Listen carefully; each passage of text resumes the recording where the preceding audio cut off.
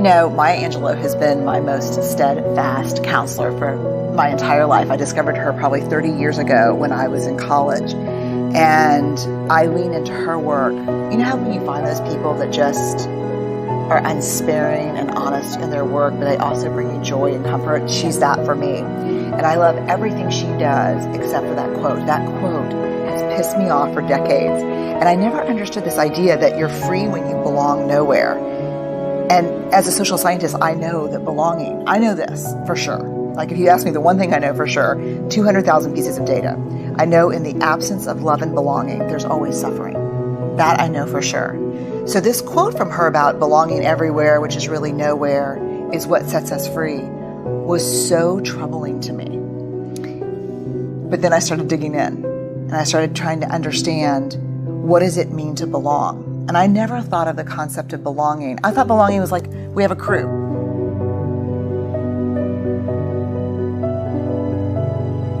And belonging is something you kind of negotiate with external groups of people. But it's not. What I found very quickly is the rest of that actual quote is part of an interview that she did, where she ended up with Bill Moyers, where she ends up saying, he ends up pushing a little bit on and saying, so are you saying that you belong nowhere and to no one? And she said, I belong to Maya.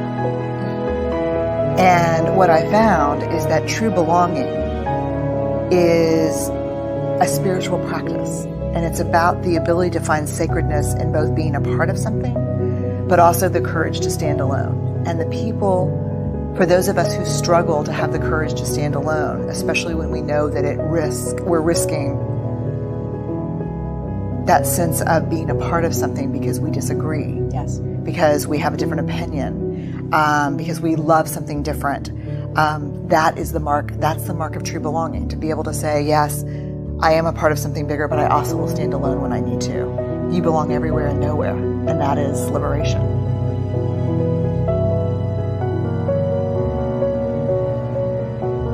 Because when I do a lot of leadership work, I talk about understanding your personal values, and my two personal values are faith and courage. And so they say, don't talk about faith; it's inappropriate. This is an corporation. And so I just got to the point where I'm like, look, I've sat across from thousands and thousands of people over the last 2 decades of my life, listening to the hardest things you can imagine, and the two things that everyone has in common when they're talking about those things are cussing and praying. If you don't want me to cuss and you don't want me to pray, that's awesome. Ask somebody else. Because what I'm not going to do is get up and do. And there are a million people in this space who are better than I am, who know different things than I do. Invite them. Right. If you need me to wear a suit, I totally get it. I'm not going to do that.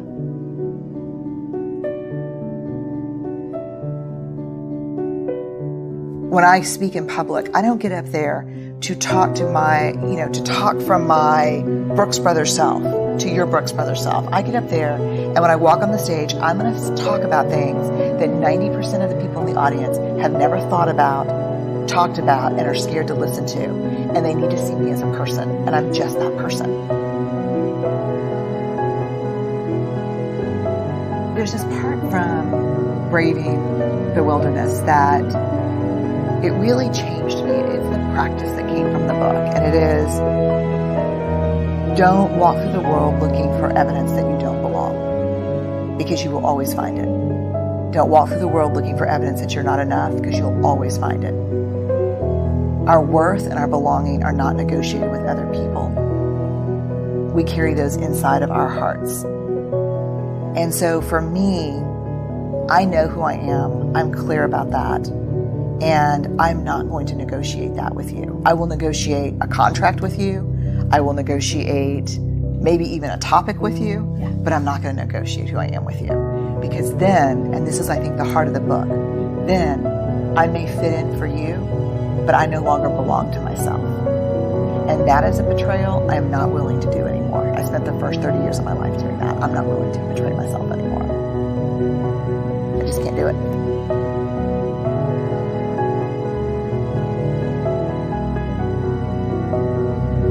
So Braving is all about trust. And so probably 3 or 4 years ago, in a lot of my leadership work, I probably, and this is something people don't know about me, I probably spend 90% of my time inside big organizations working with C-suite teams.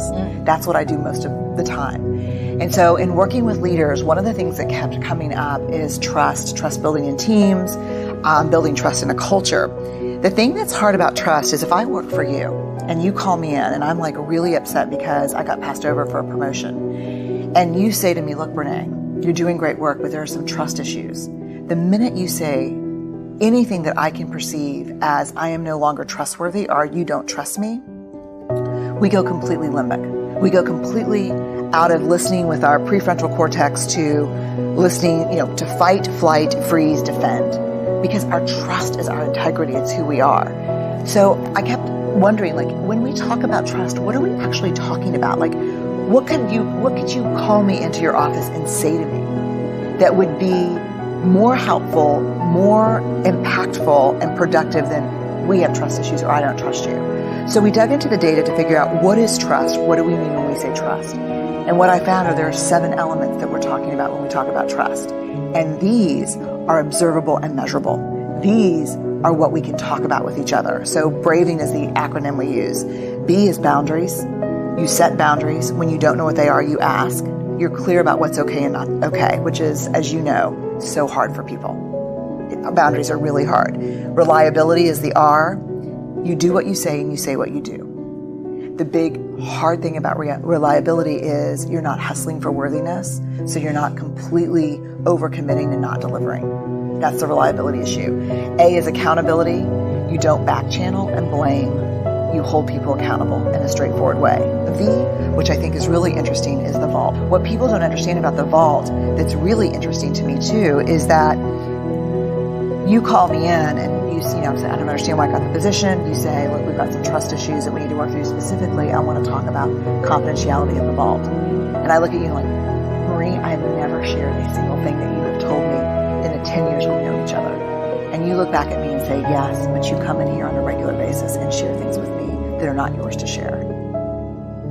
It's the other side of confidentiality. It is not only do you not talk out of school between us, you don't come in here and say, hey, look, I know what's going on with John, blah, blah, or this is what's happening with, So, because when I do that, and I do that to get connection with you, I do that as a bid for connection. Let me tell you what's going on that you don't know about. Yeah. But when I walk out of the office, you trust me less because I'm using stories that are not mine as currency. So we've got the vault. Then we go to I, integrity, which is choosing courage over comfort, practicing your values. And this is a big one, and I think we have this in common, and I love this about you. It's choosing what's right over what's fun, fast, and easy. We have a culture of fun, fast, and easy. We have a culture of people who don't do discomfort. I've never achieved a single thing in my career or life comfortably. And then we go to in for non-judgment. You can ask for help without feeling judged, and I can ask for help without judging myself. And then generosity, which I think is probably the biggest, hardest one for me sometimes, which is when something happens, I assume positive intent. So if things go sideways between us, I'm like, damn it, Marie, I'm so pissed off. I go and say, let me assume the best. Help me understand what happened, Marie. I thought we had a plan around this. And I give you a chance, a benefit of the doubt, before I launch into my anger.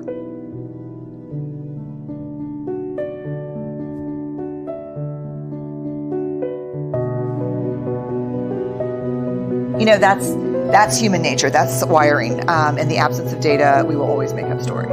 And so I think for braving the wilderness, the whole idea of the wilderness being those times when we stand alone and those times when we go out on a limb, the times we walk away from what we know, our ideological bunkers and our beliefs, braving is the tool to help us manage the wilderness.